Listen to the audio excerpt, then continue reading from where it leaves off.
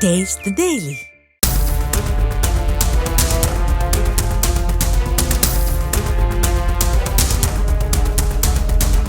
சத்தியமங்கலம் அருகே 2 கார்கள் நேருக்கு நேர் மோதிய விபத்தில் ஒரே குடும்பத்தைச் சேர்ந்த 2 குழந்தைகள் உள்பட 4 பேர் பலியாகினர். கோவை மாவட்டம் சிறுமுகை ஜடையம்பாளையத்தைச் சேர்ந்த முருகன் என்பவர் தனது மனைவி 8 வயதான மகன் 7 வயது மகளுடன் சிறுமுகை நோக்கி ஆல்டோ காரில் சென்று கொண்டிருந்த போது விபத்து நேரிட்டது.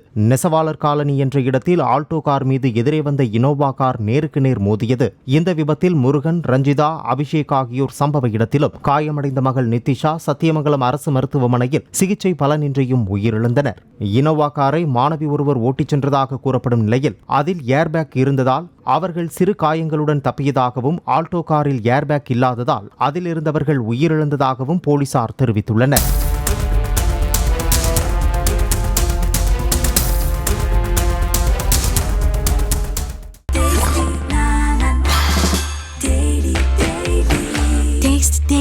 Taste the Daily.